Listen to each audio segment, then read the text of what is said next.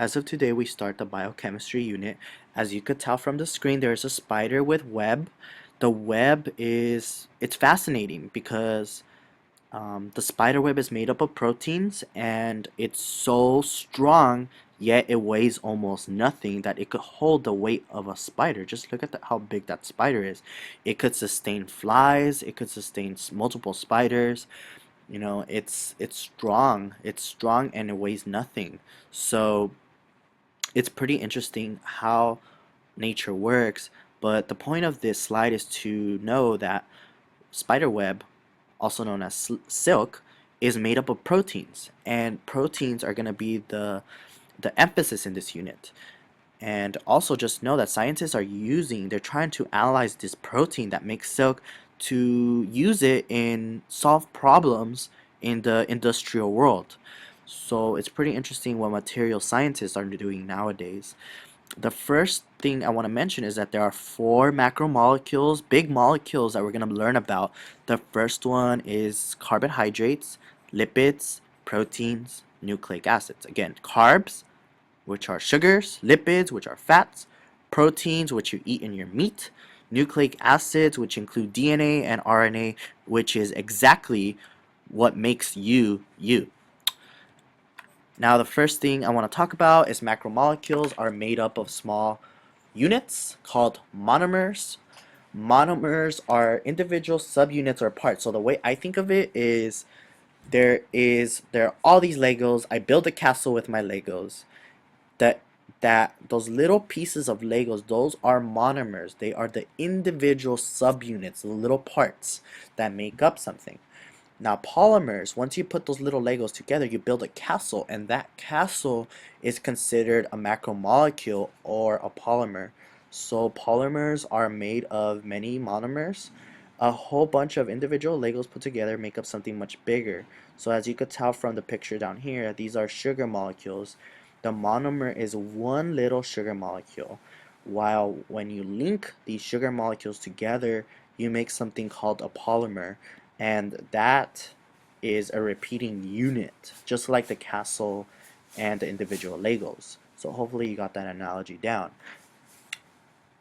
Now, the first one I want to talk about is carbohydrates, but before we get into that, I want you guys to know the structure of the four macromolecules. So if I give you a picture of these macromolecules, you should be able to identify them. For example, I came up with this analogy here. We have the three Asian brothers. The first one is CHO, which is carbon, hydrogen, and oxygen.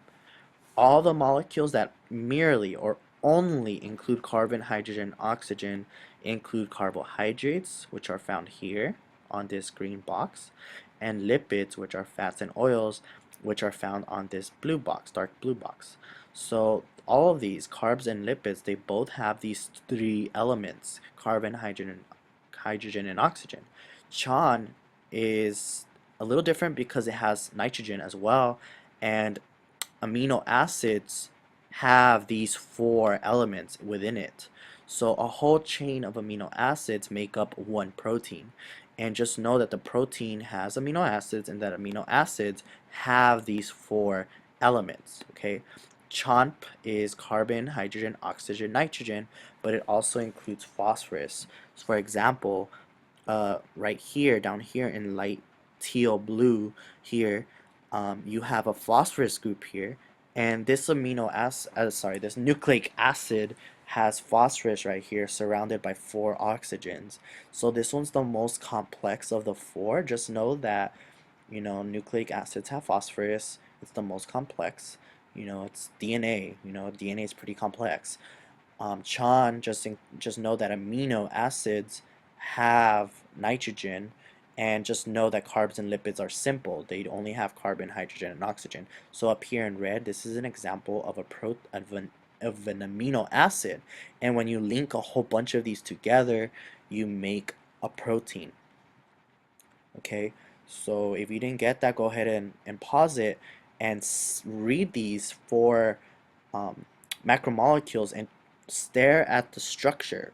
Notice how this only has carbon, hydrogen, and oxygen.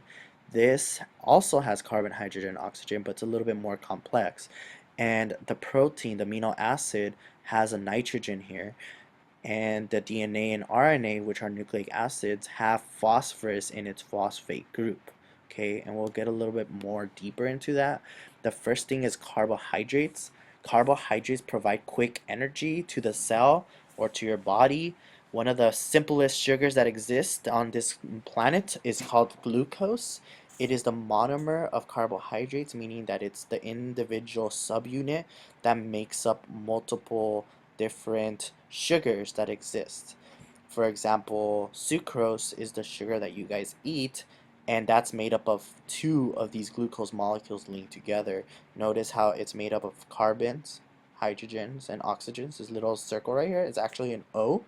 It represents oxygen. Now, the next thing I want to talk about is three different carbs that I want you to know. Glycogen is a polymer, meaning it's made up of multiple subunits or monomers. And glycogen is something that stores energy and is found only in animals, while starch is almost the same thing. It stores energy, but it's found in plants. So that's the difference. One is found in plants, starch is found in plants, but not animals. Like, for example, we do not make starch on our bodies, but a plant or a tree can. Glycogen, we produce glycogen, which stores some of our energy when we eat carbs. Cellulose is something that only exists in plants. It's actually the most abundant of the three because it's found in wood, it's found um, it's found in wood, it's found in plants. It, you know, and it's what gives the plant its structure. For example, the leaves, the stems, all of these things are made up of cellulose, which gives it its rough structure. Now, carbohydrates, again, remember they're sugars. Monosaccharide is a carbohydrate that includes only one sugar.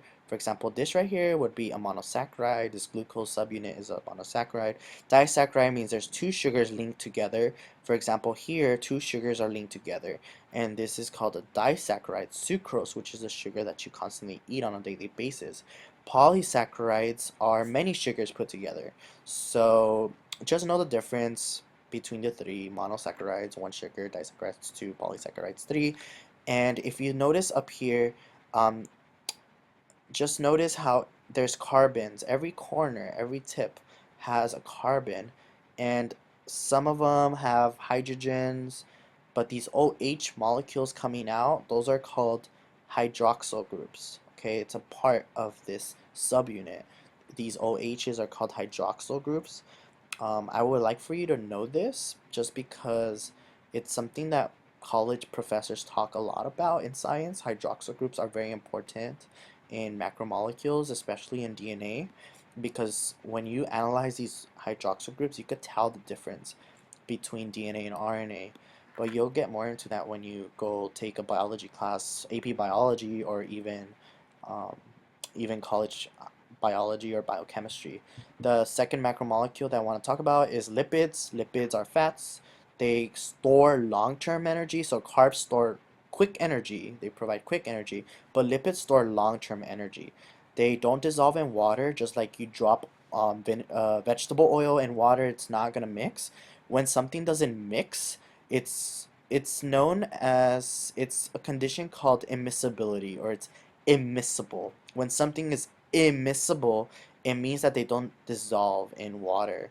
So examples of lipids include oils, they include fats, steroids such as cholesterol, um, and just know that the lipids do have monomers. Lipids are polymers and they do have monomers. The monomers are the glycerol, which is this part right here, and the fatty acids, which are these zigzagged lines, which have carbons and hydrogens everywhere. So an example of a lipid would be triglyceride. And triglyceride has three fatty acids here, three strings, and one glycerol holding those three fatty acids. So all of this together makes up a lipid, and the subunits are there as well.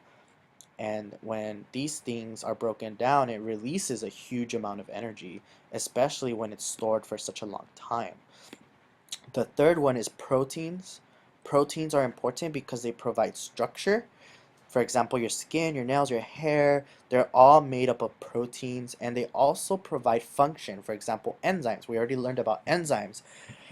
There are proteins called enzymes, which are catalysts that that speed up reactions in the body. So a catalyst could be a particle, it could be a metal, it could be an enzyme.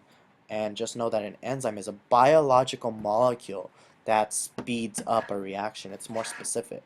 Okay, catalyst is more broad, more general.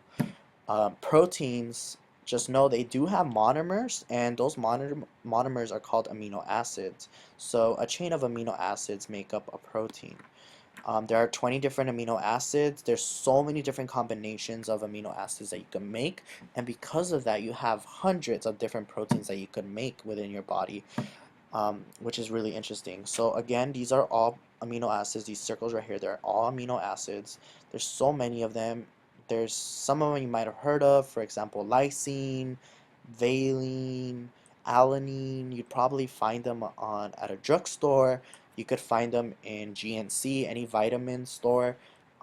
These amino acids are essential for our bodies to function, and I just want you to know that when they're linked together, they form a protein and they fold. Okay, if a protein is not folded correctly, it's not going to function. So down here it says a chain of amino acids must be folded properly in order to function. So just know that if it's not folded properly, it's not going to function and your body's not going to work well. The fourth macromolecule I want to talk about is nucleic acids. Nucleic acids carry genetic information. So you are probably like one or both of your parents. You look very similar to your parents in both personality and physical appearance. Some traits that you have, some physical appearances that you have, maybe due to the environment you grew up in, but other traits you inherited from your parents. For example, your eye color. Maybe your hair is turning really it's turning lighter because you're out in the sun too much or you're in the pool too much. That is something that changes due to the environment. But for example, the color of your eyes, that's something that you inherited from your parents' genes, right? During meiosis, when your parents when your mom made you when you were in her stomach, like you started off as one cell and then you ended up turning into a ball of cells, and then that ball of cells turned into a fetus eventually, and then you are who you are now because of that one sperm cell and that one egg cell that ended up fertilizing in the first place. And all of your cells, every single cell that you have has nucleic acids. These include DNA and RNA. They look like this. They have three parts. The three parts are a phosphate group from this little circle. This is called a phosphate group. It has a sugar called deoxyribose. For example, DNA has a sugar called deoxyribose. That's where the D comes from. N stands for the N in DNA stands for nitrogen containing molecule, and these are called bases. There's four different type of bases. You already learned them: adenine, guanine, thymine, cytosine. And the third part, or that was the third part, but just know that there are three parts to a nucleotide. Okay, so amino acids are the polymers. No, I'm sorry, nucleic acids are the polymers, and the monomers are nucleotides.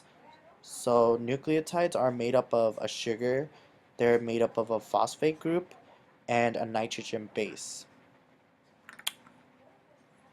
So I feel like I didn't explain that really well. So just know that DNA and RNA nu they're they're made up of nucleic acids, or they are nucleic acids, and their polymers, their monomers, the little Legos are these is this structure. Okay, as you can tell from this other picture, there are multiple nucleotides here. There's one here, there's one here, there's one here, there's one here, there's another one here, and here, and here, and here. I see 8 of them in this picture, and this is just one right here. So the nucleotide has 3 parts. These are the 3 parts, okay?